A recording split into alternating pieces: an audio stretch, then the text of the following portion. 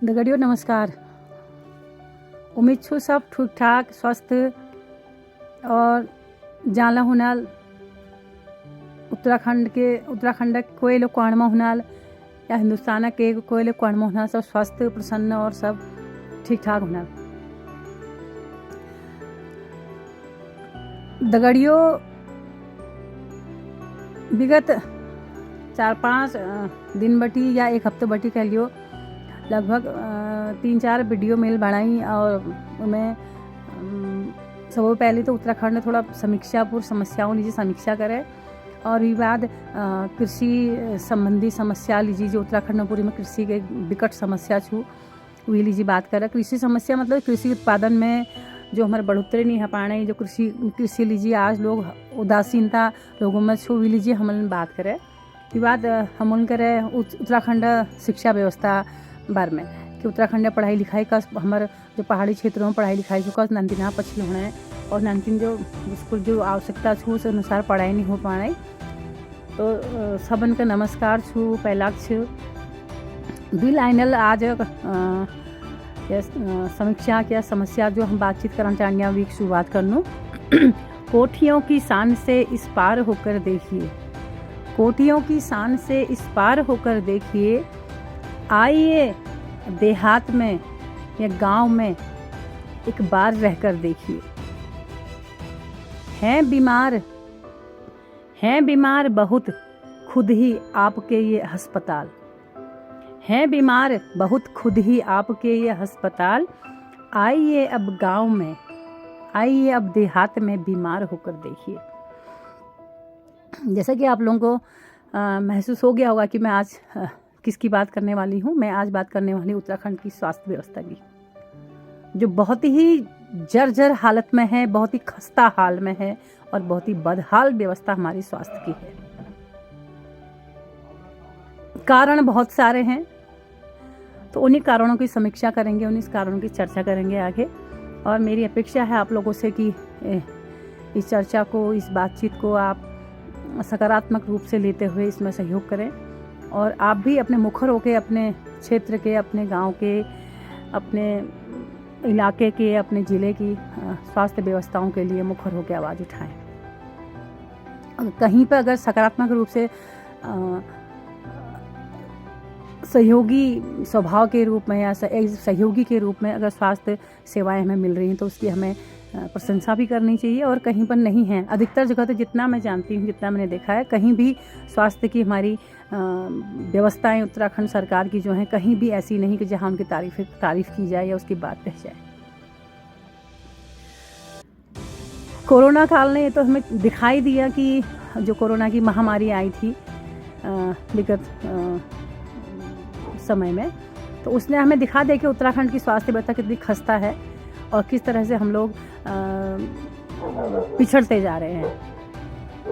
और अगला एक कदम यह है कि उसमें ये भी देखा हमने कि जो स्वास्थ्य का जो हमारा बजट है, जो सरकार द्वारा दी जाने वाला जो हमारा कुल सकल घरेलू उत्पादन GSDP में जो जन स्वास्थ्य के लिए, जन स्वास्थ्य पर खर्च किया जाता है वो बहुत ही जो हिमालयी क्षेत्र हैं, जो हमारे हिमालयी राज्य हैं, उनमें तो बहुत ही कम है, सबसे कम है उत्तराखंड का।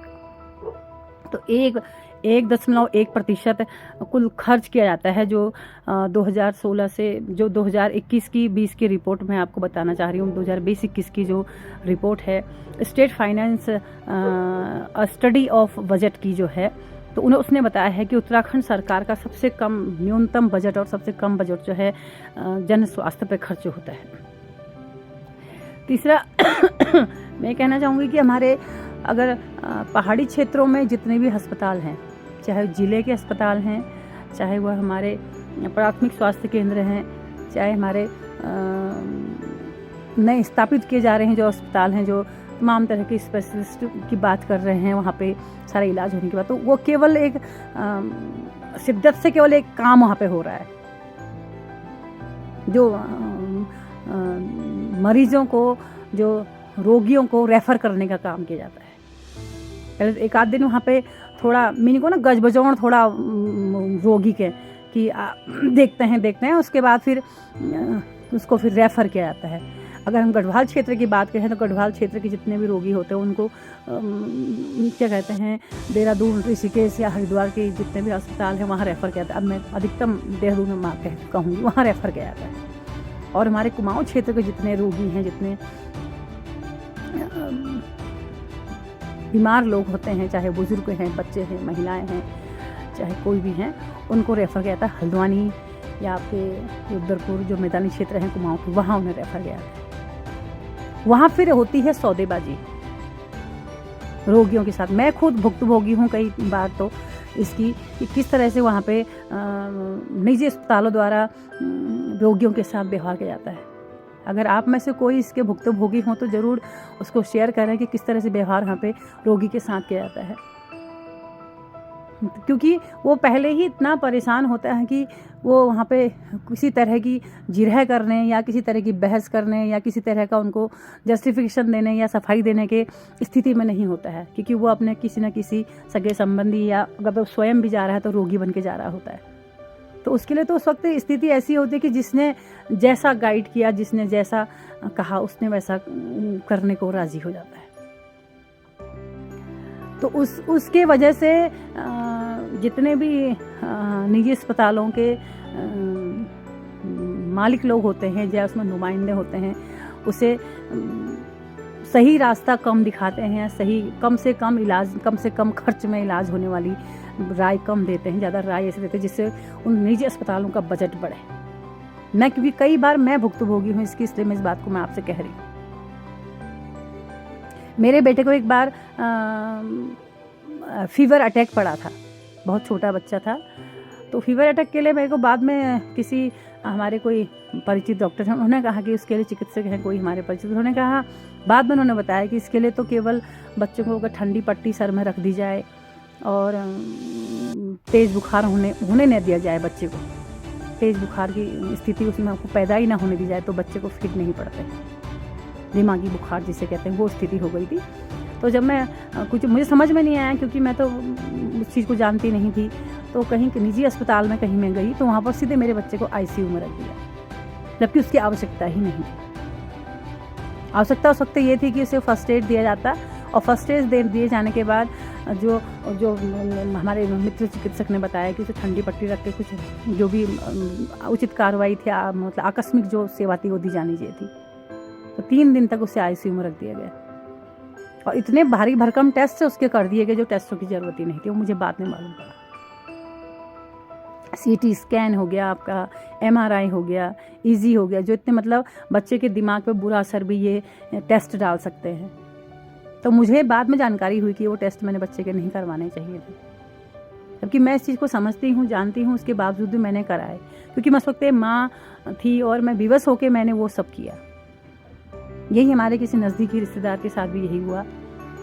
तो इसलिए मैं आपसे कहना चाह रही हूँ कि कल मैं शिक्षा की बात कर रही थी तो मैं शिक्षा माफिया की बात कर रही थी आपसे। तो आज हमारे उत्तराखंड में स्वास्थ्य माफिया यहाँ पे हावी है, तो केवल और केवल पैसा कमाने की काम करते हैं, पैसा कमाने की बातों करते हैं। उनकी दृष्टिकोण में पैसा महत्वपूर्ण होता है, आदमी का जीवन और आदमी की ज़िंदगी महत्वपूर्ण नहीं होती है। वहाँ पर केवल बोली लगाते हैं। उनके लिए आदमी बॉडी होता है, उनके लिए कोई एक जीवन नहीं होता, क्योंकि किसी का कोई परिवार का आधार होता है, कोई परिवार का एक सबल होता है, और किसी के पिता है, किसी की माँ है, किसी का भाई है, किसी का रिश्तेदार है, वो सब होता है। लेकिन वहाँ पर अस्पताल में केवल रोगी होता है, वो कोई किसी का रिश्तेदार नहीं होता है। इसलिए मैं इस बात को गंभीरता से आपसे कहना चाह रही हूँ। अगर पहाड़ की स्थिति अगर आज हम देखते हैं, तो मैं कल देख रही थी, एक आंकड़ा देख रही थी मैं, उत्तराखंड में वर्ष 2016 से 2017 और 2020-21 के बीच कुल 798 महिलाएं 798 महिलाएं प्रसव के दौरान या प्रसव से जुड़ी हुई मुश्किलों के चलते मृत घोषित हुई हैं या मृत्यु को प्राप्त हुई हैं या उन्होंने दम तोड़ दिया है। तो क्या कारण रहा है कि प्रसव के दौरान, हमारे यहाँ पर अगल बगल ही कई किस्से ऐसे हुए हैं कि उचित समय पर उचित सेवा न मिलने के कारण, उचित व्यवस्था न मिलने के कारण महिलाएं, गर्भवती महिलाएं जो हैं मृत घोषित कर दी जाती हैं। उनके कहीं ना कहीं डॉक्टरों की लापरवाही के कारण और कहीं ना कहीं जो हमारी स्वास्थ्य की व्यवस्थाओं के कारण ये सारी चीज़ें होती हैं। अब छोटा सा एक प्रसव जब हम लोग हमारे प्राथमिक चिकित्सालयों में यहाँ पर पहाड़ी क्षेत्रों में नहीं हो पाता, उसके लिए सीधे हल्द्वानी या बड़े अस्पतालों में, निजी अस्पतालों में रेफ़र कर दिया जाता है, तो हमें और क्या हम उम्मीद कर सकते हैं अपनी सरकारों से। क्योंकि अभी जब पहले दूसरी पार्टी की सरकार थी तो उस वक्त के उसके बावजूद भी और उसके बाद जो अभी की सरकार है उसने बल्कि जो स्वास्थ्य का खर्चा और घटा दिया है। आप देखिएगा आंकड़े, मैं भी उन आंकड़ों को बताने का भी बहुत कम समय में सारी चीज़ बातें मैं कहती, अगर कोई पूछेगा तो मैं उन आंकड़ों को आपके आगे रखूंगी, कैसे बजट इन्होंने कम किया है। दूसरा, राज्य के अगर हम चिकित्सकों की बात पूरी हम करते हैं तो राज्य में विशेषज्ञ डॉक्टर तो है ही नहीं, बहुत ही कम है। अप्रैल 2021 तक के राज्य के जो स्त्री रोग विशेषज्ञ की बात मैं कहूँ आपसे, 165 स्वीकृत पदों में से मात्र 59 पद पर तैनाती की गई, 106 पद रिक्त हैं, बताइए। और जबकि बाल रोग विशेषज्ञ के 155 में से 64 पदों पर तैनाती की गई और 91 पद रिक्त हैं। तब की रिपोर्ट के अनुसार मैं बता रही हूँ आपको। और कई जगह तो स्वास्थ्य के इसके आंकड़े मेरे पास हैं, कई जगह तो ऐसा है बिल्डिंग ही उनकी नहीं है, चाहे प्राथमिक स्वास्थ्य केंद्र की हो चाहे उप केंद्रों की है, उनकी अपनी बिल्डिंगें नहीं है। तो बता ऐसी स्थिति में बताइए कि कैसे उत्तराखंड की स्वास्थ्य व्यवस्थाएं अच्छी हो, इसकी उम्मीद हम सरकार से कर सकते हैं या सरकार कर सकती हैं। हमारे मंत्रीगण खुद अपना इलाज कराने दूसरे राज्य में जा रहे हैं, तो किस बात का दावा ये लोग करते हैं कि उत्तराखंड की स्थिति हमने सुधार दी है, उत्तराखंड की स्थिति हम सुधार रहे हैं, स्वास्थ्य व्यवस्थाएं हम सुधार रहे हैं। अगर कहीं एक्सरे मशीन है तो उसका टेक्नीशियन नहीं है। अल्मोड़ा के जिला अस्पताल का हाल देखिए, बागेश्वर के जिला अस्पताल का मैं खुद हाल देख के आई, वहाँ पर क्या स्थिति वहाँ पर है। और सरकारी अस्पताल जितने भी आपके जिला अस्पताल है उनकी स्थिति अपने अपने जिलों में आप देखिएगा क्या वहाँ पर हाल अस्पतालों का है। अगर कोई हमको टेस्ट भी कराना है, टेस्ट करने के लिए बगल के हमारे को पैथोलॉजी लैब का एड्रेस दिया जाता है, उसकी बात कही जाती है कि आप बगल के लैब से टेस्ट करा के लाइए, क्योंकि रोगी मजबूर होता है, विवश होता है, वो जाता है टेस्ट कराता है। तो छोटे मोटे टेस्ट अगर हमारे नहीं हो पा रहे हैं, कोरोना काल में हमने देखा जिन लोगों का कोरोना का टेस्ट किया गया तो एक हफ्ते में रिपोर्ट आई है। एक हफ्ते तक तो अगर मरीज को अगर सही इसको पॉजिटिव नेगेटिव का पता नहीं चलेगा तो वो तो पहले वैसे ही घबरा के वैसे ही मर जाएगा कि क्या है रिपोर्ट, हाँ ना वाली स्थिति में। तो उस दौरान ऐसा भी लोगों के साथ हुआ है।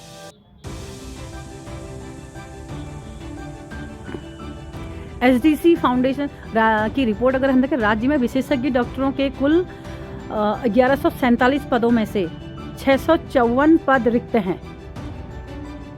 रिपोर्ट के अनुसार राज्य में केवल 45% विशेषज्ञ डॉक्टर ही सरकारी अस्पतालों में नियुक्त हैं।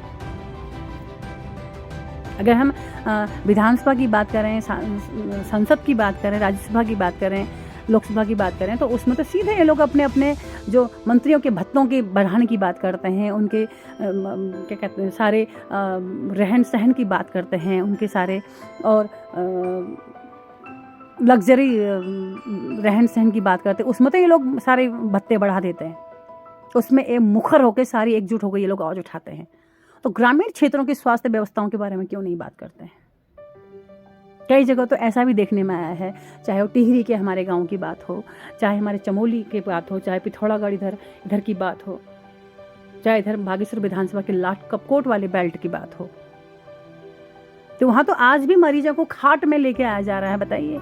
और रास्ते इतने बेकार हैं, कई जगह पे पुल नहीं हैं, और कई रोडों की हालत, सड़कों की हालत इतनी जर्जर है कि जो किसी गर्भवती महिला को अगर हम किसी गाड़ी में वाहन में ले भी जाते हैं तो जो हिचकोले से उसमें जो पीड़ा होती है उसको मैं महसूस कर सकती हूँ, क्योंकि मैं माँ रही हूँ, मैं गर्भवती रही हूँ और मैंने उस पीड़ा को झेला है, उस पीड़ा को सहा है। मैं बता सकती हूँ कि उन हिचकोलों को कैसे बर्दाश्त तो करती होगी। सोमेश्वर वाली रोड का स्थिति आप देखिएगा, जो हमारे कौसानी से सोमेश्वर अल्मोड़ा तक की वाली सड़क है, उसके हाल देखिए आप, कैसे इस रास्ते में रोगी जाता होगा। तो इसलिए मैंने जो पहले पंक्तियां कही थी कि जो आप लोग कोठियों की बड़ी बड़ी कोठियाँ आप देहरादून में लगा के बैठे हुए हैं, जो अपने एसी कारों में, एसी गाड़ियों से, एसी भवनों में रह के आप जो सेठियाँ बघाड़ते हैं, जो बात आप लोग करते हैं, क्या वो आपके दुर्गम क्षेत्रों में क्या स्थिति, जरा वहाँ जाके देखिए।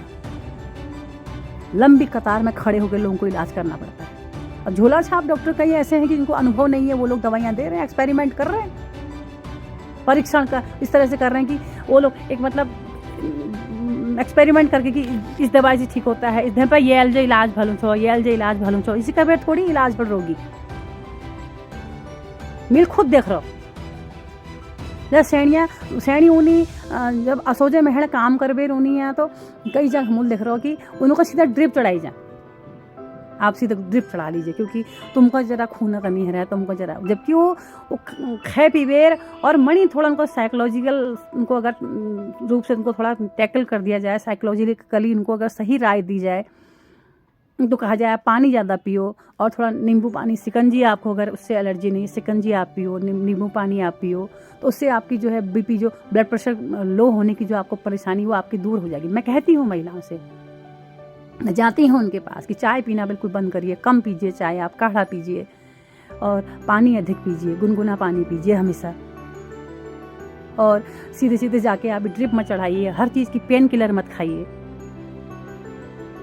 निजी अस्पतालों की बात कहूँ या हमारे तमाम तरह के फार्मेसी जो खुली हुई हैं, मेडिकल स्टोर खुले हुए हैं, मेडिकल स्टोर पर लोग निर्भर रहते हैं। तो जब मरणासन्न स्थिति में आते हैं तब उन्हें कहा था कि आपने आगे दिखाइए, आगे बढ़ाइए रोगी को। जो इलाज आपका 500 रुपये में होने वाला होता है, वो उसका बजट 5,000 से 15,000 से 20,000 तक पहुंच जाता है। अगर प्राइमरी लेवल पे ही उस चीज़ का अगर निराकरण, छोटी छोटी बीमारियों का निराकरण हो जाए, वो बड़ी बीमारी का रूप नहीं लेगा।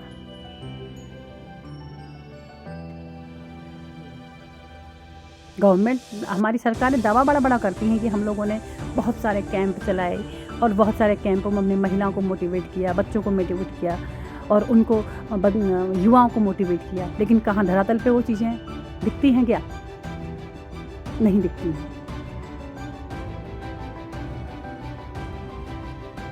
मैंने किया है, मैं जब 2000 में ऊखीमठ के वाली बेल्ट में जब भूकंप और भूस्खलन पीड़ितों को हमने, हमारी कोई एक मित्र डॉक्टर थी,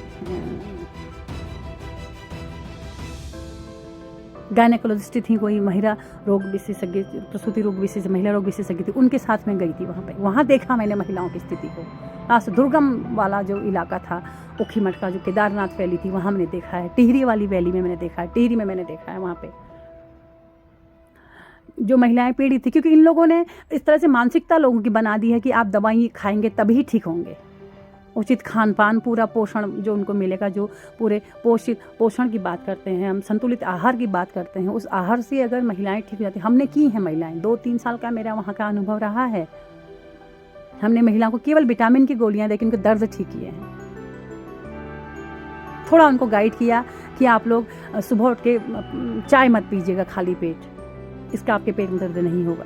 तो गैस की जो हमारी एसिड बनता है पेट में, खाली पेट एसिड बनता है, तो उसकी थोड़ा जानकारी अगर लोगों को हो जाती है तो उस बहुत सारी चीज़ों का तो सीधे उसकी जड़ ही, समूल ही नष्ट हो जाता है, उसका मूल ही नष्ट हो जाता है। तो मेरा कहने का तात्पर्य ये है कि जो हमारी दुर्गम क्षेत्रों की जो परेशानियां हैं, जो बहुत बड़ी महंगी बीमारियां यहाँ पे नहीं होती हैं हमारे पहाड़ों में। महंगी बीमारियां मतलब जो मोटापे का है और मोटापे के कारण होने वाली बीमारियां हैं, और जो एसिडिटी जैसी बीमारियां हैं, वो जो अधिक खाने से, जो हजमोला खाते हैं, ये बीमारियां यहाँ पर नहीं होती हैं। यहाँ पर क्योंकि महिलाओं का मैंने देखा वर्किंग मैनेजमेंट जो कार्य करने का जिनका प्रणाली है, जो कार्य करने का जो तरीका है उनका, उसमें मैनेजमेंट नहीं है कहीं ना कहीं।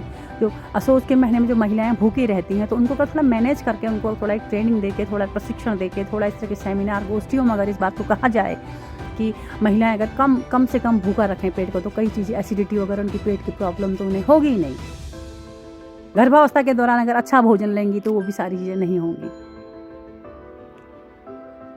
सरकारें अपने भत्ते बढ़ाने की बात कर रहे हैं, लेकिन आशाएं हमारे जो कब से आंदोलन कर रही हैं, तो उनकी बात कहीं नहीं सुनी जा रही है।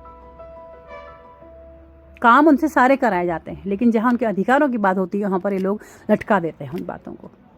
तमाम तरह के आश्वासन दे के, तमाम तरह के वादे करके उनको लटकाया जाता है। तो ग्रास रूट वर्कर है जो बिल्कुल बुनियादी तौर पे काम कर रहा है, उसकी बातें नहीं सुनी जाती हैं।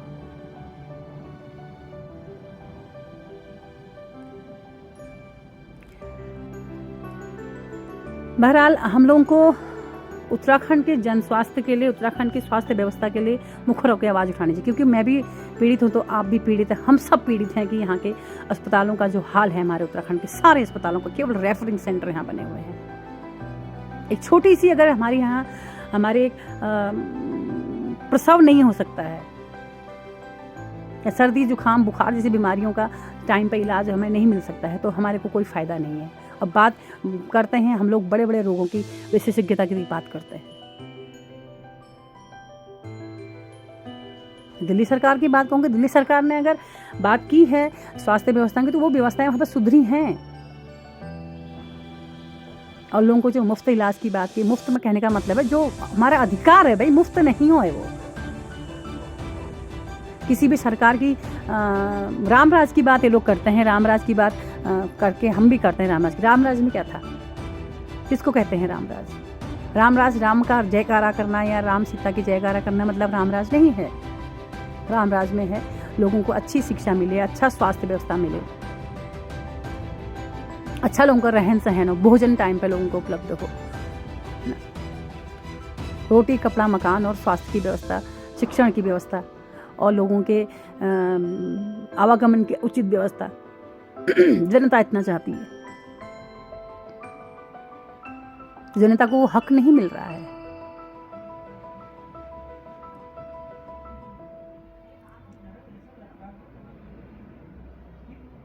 तो मेरा तो आप सबसे निवेदन रहेगा कि अपने जो सरकारी अस्पताल आपके हैं उनको देखिए और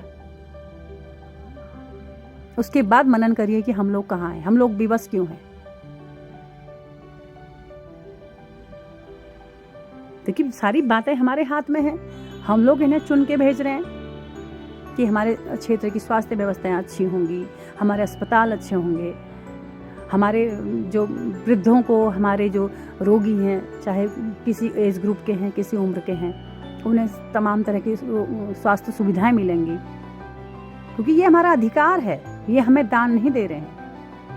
अगर इस सीट्स पे जाके बैठे हैं तो आइए हमें दान नहीं दे रहे हैं, या अपने कमाई की एक पूंजी एक कौड़ी नहीं दे रहे हैं हमारे को। बकायदा जो इनके भत्ते हैं, इनके रहन सहन, इनकी तनख्वाह है, इनका जो भी इनको मिलता है वो हम लोग देते हैं, क्योंकि हम लोग एक नमक खरीदते हैं, एक माचिस की डिबिया भी खरीदते हैं, उसका टैक्स हम लोग देते हैं, उसका मुनासिब कर हम लोग देते हैं। उसी कर का उपयोग स्वास्थ्य व्यवस्थाओं के लिए, तमाम तरह की हमारे विकास के कार्यों में पैसा लगता है। तो सरकारें घोषणा करती है मंचों से कि हमने इतना बजट हमने यहाँ सेंक्शन कर दिया, इतना बजट हमने यहाँ दे दिया, और यहाँ हम रास्ते दे रहे हैं, यहाँ हम ये अपने पैसा नहीं देते हैं कोई भी हमारे को, चाहे वो कोई मंत्री है, कोई कहीं त्रिस्तरीय पंचायत का नेतृत्व करने वाला है, चाहे वो विधानसभा का नेतृत्व करने वाला है, चाहे वो लोकसभा का नेतृत्व करने वाला है, चाहे वो राज्यसभा का नेतृत्व करने वाला कोई व्यक्ति है, कोई नेता है। प्रजातंत्र की यही एक खूबी है कि उसमें सारे हक की बात हम कर सकते हैं और हक के लिए लड़ सकते हैं, लेकिन हम लोग नहीं लड़ रहे हैं या हम लोग संघर्ष नहीं करना चाह रहे हैं। हम लोग मौन बने हुए हैं, जिंदा लाश बने हुए हैं। हम लोग उस बारे में बहस करना ही नहीं चाहते हैं। सब निरंकुश है कि पर उत्तराखंड में 70 विधायक सब निरंकुश है रही, उजाड़ बल्दकोनी में तो वो बात कोनो जग मन जहाँ होनी छो वहाँ जानिया। हमको जरूरत स्कूल अच्छी तो हमको बांट देना छा, हमको जरूरत स्वास्थ्य अस्पताल अच्छी तो हमन के बिजली देना छा। क्षेत्र की प्रत्येक घाटी की, प्रत्येक जनता की, प्रत्येक हर गांव की आवश्यकता के अनुसार वहाँ पे उस हिसाब से काम होना चाहिए, उस हिसाब से वहाँ नीतियाँ बननी चाहिए। मैं इसलिए उत्तराखंड की स्वास्थ्य नीति की बात मैं कहना चाहूँगी। क्या स्वास्थ्य नीति है उत्तराखंड की? दुर्गम हमारी जो भौगोलिक परिस्थिति है उसके आधार पर हमारी स्वास्थ्य नीतियाँ बनी है क्या? आज देखा है कि जो हमारे चिकित्सक होते हैं वो पहाड़ों में आना ही नहीं चाहते हैं। तो सरकार को उसके लिए एक नीति तय करनी चाहिए कि जो चिकित्सक अगर पहाड़ की तरफ नहीं आ रहा तो उसको कुछ इस तरह का प्रावधान किया जाना चाहिए कि उसको आना ही पड़ेगा। तो जिम्मेदारी किसकी है? मुझे तो कहीं दिखता है कि इन लोगों की, चिकित्सकों की और जो निजी